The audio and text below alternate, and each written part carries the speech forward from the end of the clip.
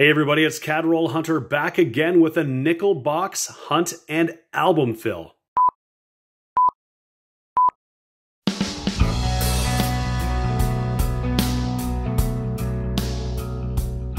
Well, it feels like it's been a long time since we've done a nickel hunt, so I've got a box here and I'm excited to get into it. And of course, we want to see if we can find anything that we can put into our Lighthouse Vista album. We have 89 of 119 spots filled.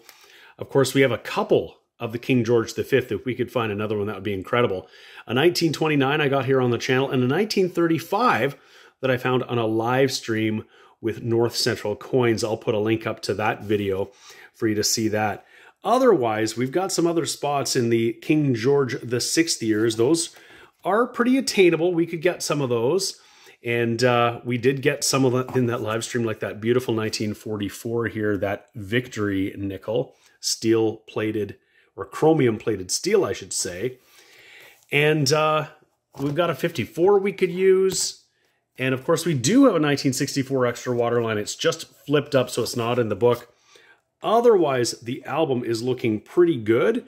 And there are just maybe a handful of spots, some that'll be very hard to find that we're really not circulating coins, but we'll still be looking for upgraders. But in any case, let's put that away, get that off to the side, make some space to go through some of these nickels. I'm going to get stuff ready. I got to get the nickel cup. We're going to keep everything from 1981 and earlier because that's 100% nickel. It's worth more than the face value of the coin. And who knows what else we're going to find. Let's dig in. We're just in roll number 2, and this looks like a good start. It's our first oldie, and it is a King George VI. Look at that. It is from 1947 or earlier, we know, because it says an Emperor of India. And that is an early 1940. It's not in terrible shape, although it's got a little bit of a ding on the rim there, but we'll take it. A King George VI in the box. That's awesome.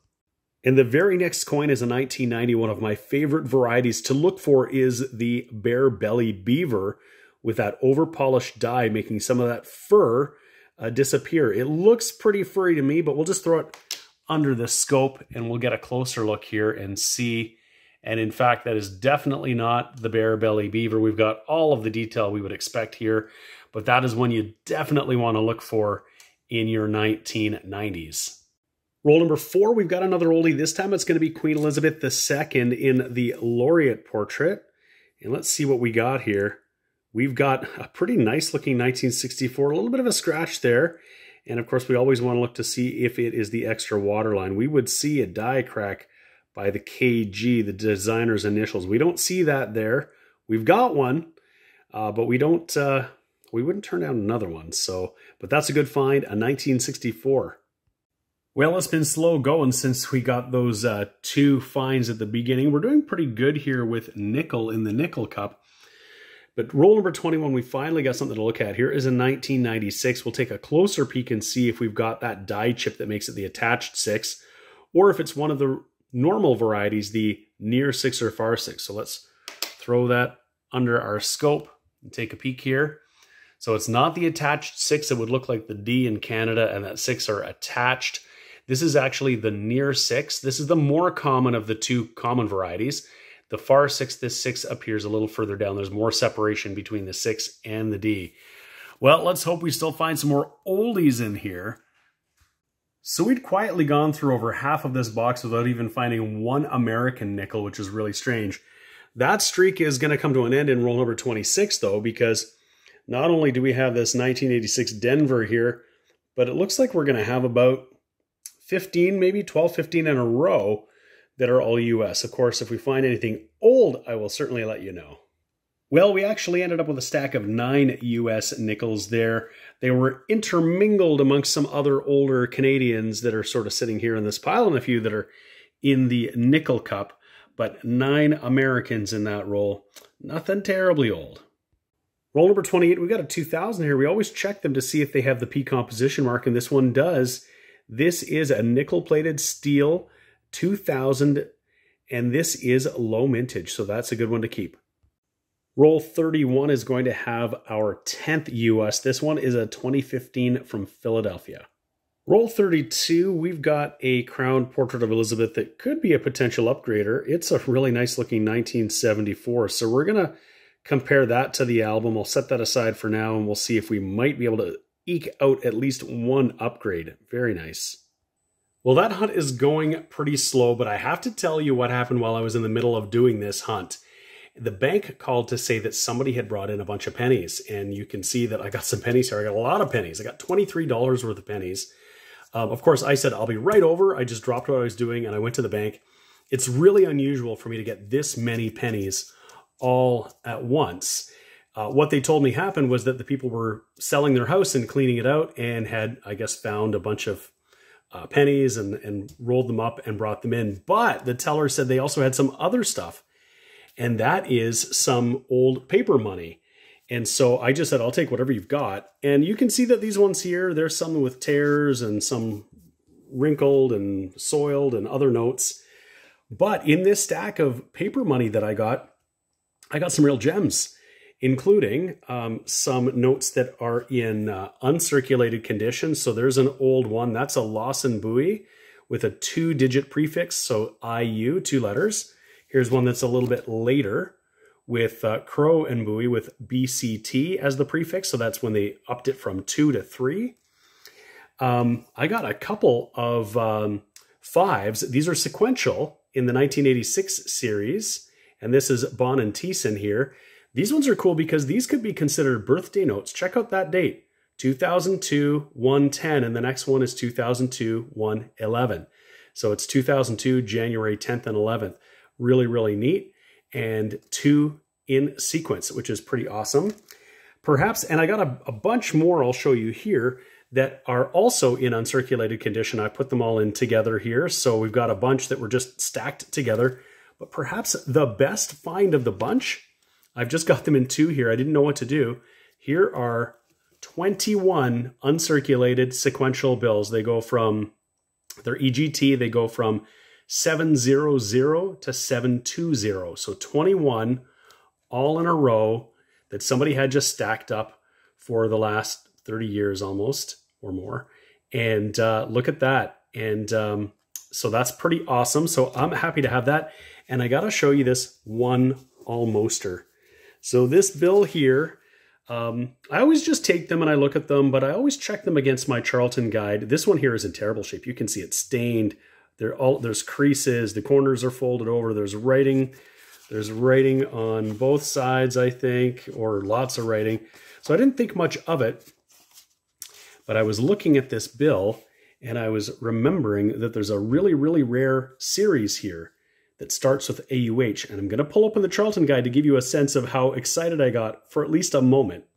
Okay, so here's my handy dandy Charlton guide. I've got an old one. This is the 2019 edition. But I've opened it up to the bird series here. There is the $2 bill here. And what I always do is check all of the signature combinations and the prefixes. And I want you to take a look. I'm looking at this bill. I'm looking at AUH. And I'm looking here at AUH BC55B in a VG 3000, in an F 4500, in an AU 13,000. I was getting super, super excited because I'm looking at this. I'm like, I've got this bill. It's in terrible condition. It's got writing, it's stained, it's creased. But even so, could it possibly be worth maybe even $1,000? Until I looked a little closer. And I have to say, I actually consulted with a friend. I'm like, hey, I think I got something here. And the signature's on the front. This is Crow buoy. And the Crow buoy AUH is just a common bill. In this condition, it's worth no more than $2. What I needed to find was the Thiessen Crow AUH. And that's where I would be getting into some serious money. And of course, if I ever find that, I'm going to want to hope that it's in this kind of condition, nice and crisp and sharp corners, and not necessarily this condition. So in any case, I always check all of them. If you go to the bank, just ask if they've got paper money. They might not give it to you. They're not supposed to, but if they do, you'll never know what you're going to find. So, well, let's go back to those nickels and see if we can find something in that box. It's It's been a tough slog. Roll number 42, and there is a pretty nice looking 1965. This gives us a good chance possibly for an upgrader, but also to see if we've got the super ultra rare large bead. We'll throw it under the scope and we'll find out. All right, there it is. It is just our regular small bead. If it was the super rare large bead, we would see a large bead right in the middle between these two ones, or Roman numeral ones here. Instead, we find that we've got just the regular variety.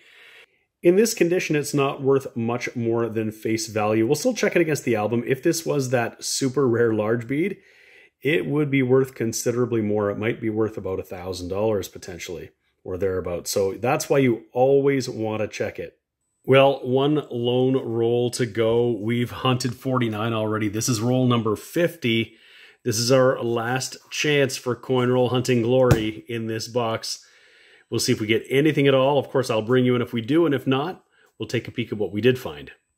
Well, check that out. Last roll, and we did get a find. We got another 1964. We'll just take a quick peek at that under the scope and see what we've got, if we've got the extra waterline or not. And we don't.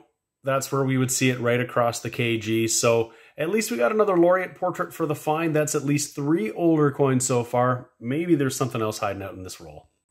Well, there is at least one American hiding out in here, and it could be a bit older. Let's take a peek.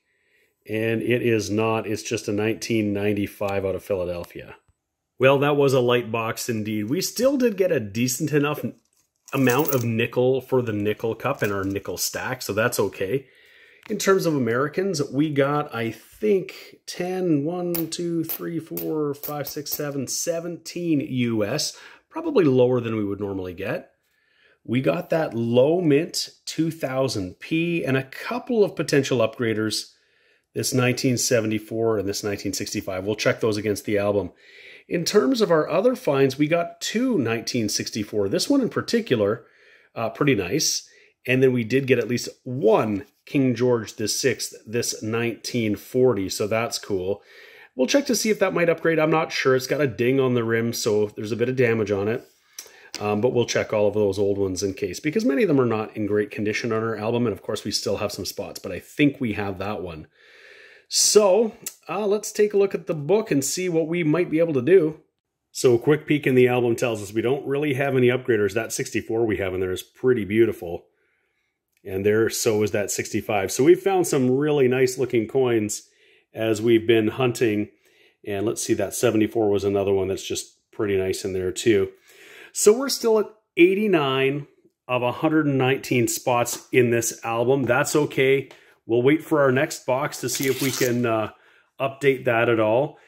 I really hope you've enjoyed this hunt, even though we didn't find a whole lot and we didn't really improve the album. If you did, I'd appreciate it if you give the video a thumbs up. And if you haven't already subscribed to the channel, please do that now. I'd really appreciate it. Hope to see you again soon. Take care.